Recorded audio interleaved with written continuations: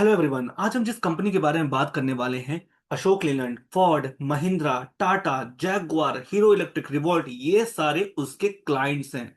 इसके अलावा आप देख सकते हो इंडिया में कहां कहां पे इनके प्लांट्स हैं। उत्तराखंड, हरियाणा, राजस्थान, मध्य प्रदेश, महाराष्ट्र, कर्नाटका, तमिलनाडु, भाई पूरे देश में फैला हुआ है।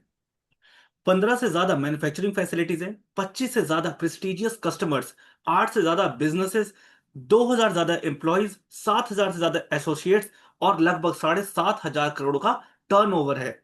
भाई ये एक मैन्युफैक्चरिंग कंपनी है जो कि metal forming, polymer, surface treatment, mirrors, इसके अलावा सस्पेंशन, सब असेंबली, फाउंड्री, मेटल फैब्रिकेशन, इस तरह के सभी प्रोडक्ट्स मैन्युफैक्चर करती है। मैं जिस कंपनी की बात कर रहा हूं उसका नाम है बेलराइज इंडस्ट्री। हाँ, बिल्कुल सही कहा आपने। अभी कुछ समय पहले इस कंपनी का आईपीओ भी आया है और लोगों को एक ठीक ठाक रिटर्न भी मिला। तो आज हम इसके बारे में थोड़ा सा डीप एनालिसिस करेंगे, बट आगे बढ़ने से पहले एक छोटा सा डिस्क्लेमर कि इस वीडियो में बताई जाने वाली सारी बातें सिर्फ एजुकेशन पर्पज से है। हम लोग कोई सेबी रजिस्टर्ड पर्सन नहीं है। तो प्लीज इन्वेस्टमेंट अगर आपको करना है तो अपने फाइनेंशियल एडवाइजर से सलाह जरूर से ले लें। और एक स्पेशल डिस्क्लेमर भी कि बेलराइज में मेरी मेरी फैमिली की और फ्रेंड्स की होल्डिंग्स भी है। तो आज इस वीडियो में हम लोग ये कंटेंट्स कवर करेंगे। सबसे पहले हम लोग फाइनेंशियल ईयर 2025 के कुछ हाइलाइट्स को देखेंगे, कंपनी का overview, customers and capabilities, growth strategies, industry में क्या हो रहा है और कुछ हिस्टोरिकल फाइनेंशियल्स को भी देख लेंगे। तो चलिए शुरू करते हैं फाइनेंशियल से। जैसा कि मैंने बताया था कि कंपनी एक मैन्युफैक्चरर है, तो आप देख सकते हो कि फाइनेंशियल ईयर 2024 में 60,325 मिलियन का इनका रेवेन्यू था, जो कि बढ़ करके 65,938 मिलियन हो गया है। 9% ग्रोथ। अच्छा, ध्यान रखना ये कोई भी फिगर यहाँ पे करोड़ में नहीं है, मिलियंस में है। इसके अलावा ट्रेडिंग ऑफ गुड्स के रेवेन्यू में 17% की ग्रोथ ली है, 14,515 मिलियन से बढ़कर के 16,970 हो गया है। तो इन दोनों को अगर जोड़ दें तो टोटल इनका रेवेन्यू ऑपरेशन से 74,841 मिलियन से बढ़कर के 82,908 मिलियन हो गया है। 11% की ग्रोथ है। अगर मैं इसको करोड़ में बताऊं तो 7,484 करोड़ से बढ़ करके 8,290 करोड़ हो गया है। ईबीटा भी 10% से बढ़ा है। ईबीटा मार्जिन हालांकि 12.4% था फाइनेंशियल ईयर 2024 में, जो कि इस बार 12.3% है। प्रॉफिट आफ्टर टैक्स ठीक बढ़ा 13% से। कैश प्रॉफिट में भी अच्छी ग्रोथ है। इसके अलावा रिटर्न ऑन एवरेज इक्विटी और return on average capital employed में कोई खास बदलाव देखने को नहीं मिला है, लगभग दोनों फाइनेंशियल ईयर में सेम ही है।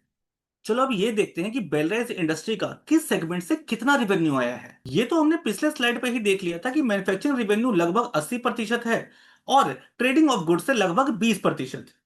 इसके अलावा आप देख सकते हैं कि इनका 73% रेवेन्यू पावर ट्रेन एग्नोस्टिक से आया है। मतलब ये पार्ट्स इलेक्ट्रिक व्हीकल और आईसी व्हीकल दोनों में काम करता है। बाकी 26% पार्ट्स ट्रेडिशनल आईसी फोकस थे। इसका मतलब बेलराइज ने अपना पोर्टफोलियो फ्यूचर प्रूफ बना लिया है, जिसमें मेजोरिटी पार्ट्स ईवी और आईसीई दोनों प्लेटफॉर्म के लिए सुटेबल है। इसके अलावा टू व्हीलर और थ्री व्हीलर कैटेगरी से लगभग 85% का रेवेन्यू आया है। कॉमर्शियल व्हीकल से लगभग 7% और पैसेंजर फोर व्हीलर से लगभग 4%। तो अभी भी बेलराइज का मेजर रेवेन्यू टू व्हीलर और थ्री व्हीलर से ही है, लेकिन वो एक्टिवली कॉमर्शियल व्हीकल और फोर व्हीलर सेगमेंट में भी एक्सपेंड कर रहा है, जो कि हाई वैल्यू और हाई मार्जिन सेगमेंट होते हैं। तो चलो ये सब तो हो गई रेवेन्यू की बात। अब कंपनी का थोड़ा सा ओवरव्यू देख लेते हैं। ये आपको काफी इंटरेस्टिंग लगने वाला है। अभी ये देखो कि two wheeler metal component market में 24% का शेयर लेके बैठी है ये company. One of the top player है। इसके अलावा 1000 से ज्यादा इसके यूनी प्रोडक्ट्स हैं और ये 30 ओईएम के साथ काम करती है, ओरिजिनल इक्विपमेंट मैन्युफैक्चरर्स। 17 से ज्यादा मैन्युफैक्चरिंग फैसिलिटीज है 9 स्टेट्स के अंदर में। सिर्फ इंडिया नहीं, इंडिया के बाहर भी है, मतलब इनकी ग्लोबल प्रेजेंस है। और ये तो हम डिस्कस कर ही चुके हैं कि 73% इनका revenue power train agnostic product से आता है। तो भाई ओवरऑल बेलराइज इंडस्ट्री एक diversified technology driven auto component manufacturer है, जिसका रीच इंडिया से लेकर यूरोप तक है। चलिए हम लोग आगे बढ़ते हैं, अगले स्लाइड पे कुछ इतिहास देख लेते हैं।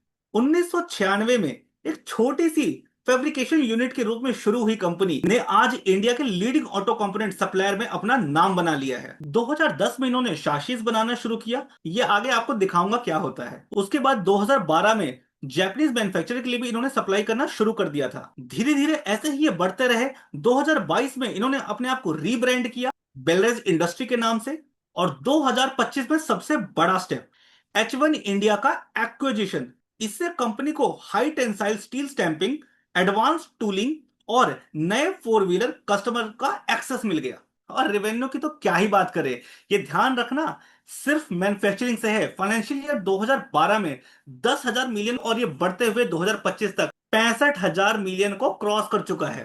तो चलिए आगे कुछ इमेजेस दिखा देता हूं जिससे आपको पता चल जाए ये कंपनी बनाती क्या है। ये आप देख सकते हो, ये बाइक का, ये ऑटो का, फिर उसके बाद ये पैसेंजर व्हीकल, कॉमर्शियल व्हीकल, इस तरह की चीजें ये मैन्युफैक्चर करती है। भाई बेलराइज का मैन्युफैक्चरिंग फुटप्रिंट इंडिया में काफी वास्ट है और एडवांस भी है।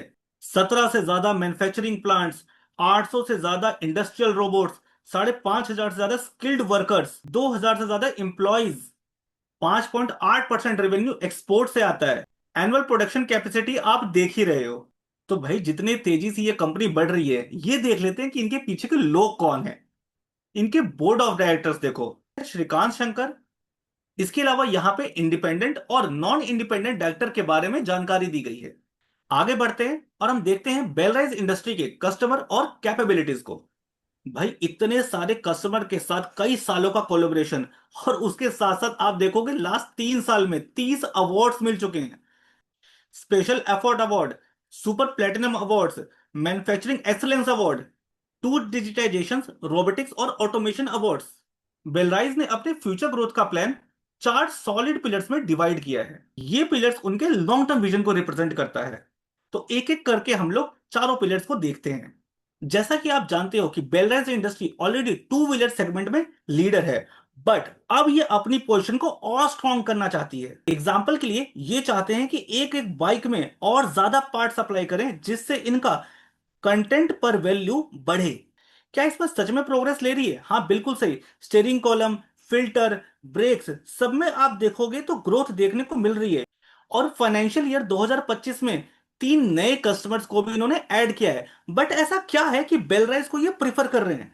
तो दो चीजें बताता हूं। सबसे पहले तो कंपनी की क्वालिटी जो ये बहुत अच्छा मेंटेन करती है, उसके साथ साथ ये पार्ट्स इनको जल्दी बनाकर देती है।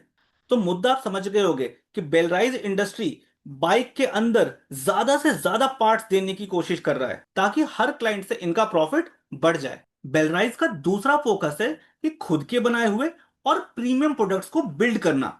जैसा कि आप जानते हो टू व्हीलर इंडस्ट्री में प्रीमियम व्हीकल की डिमांड बढ़ रही है।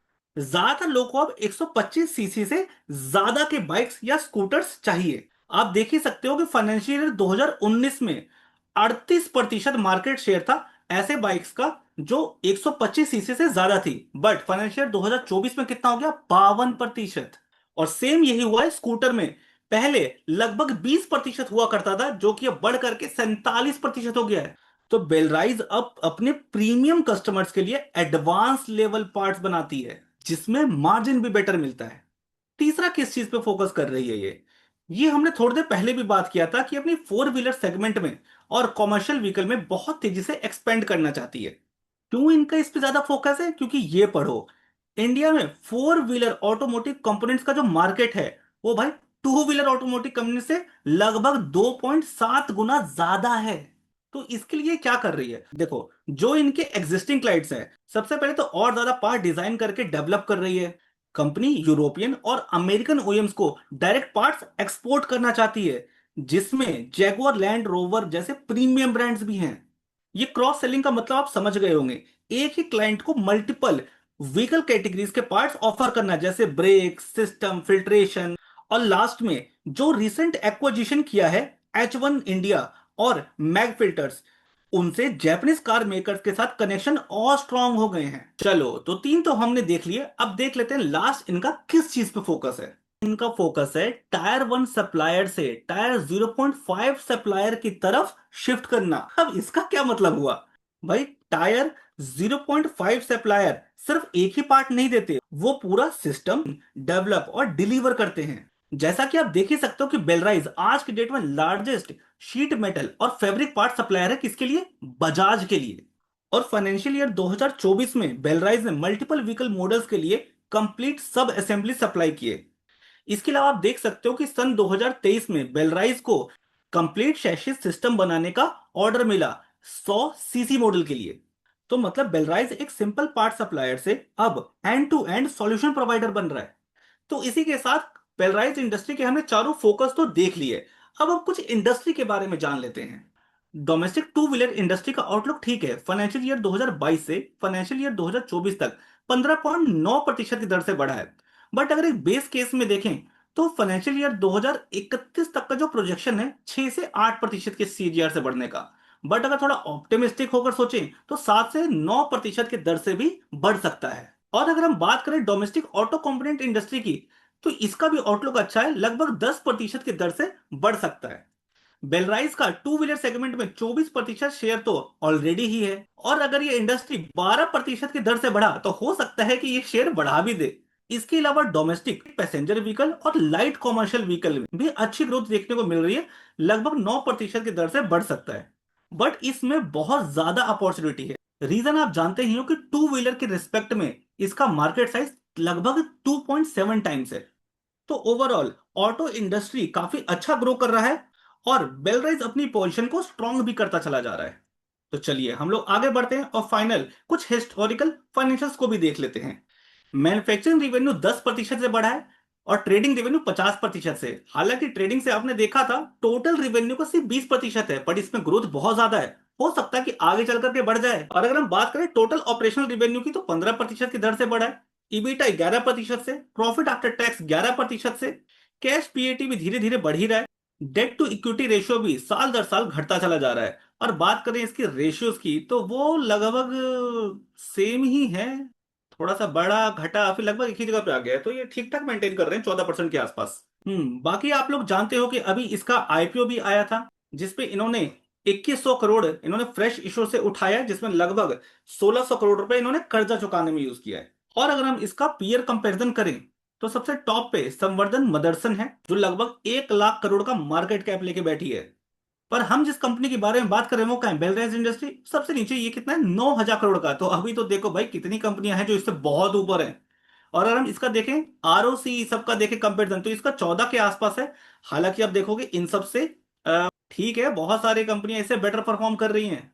हाँ, बट पी रेशियो सबसे कम है। तो अगर कंपनी अपनी परफॉर्मेंस को बेटर करती है, आरओसी को बेहतर करती है, प्रॉफिटेबिलिटी में सुधार लाती है, तो जाहिर सी बात है ये थोड़ा सा हायर पीपी में ट्रेड हो सकती है।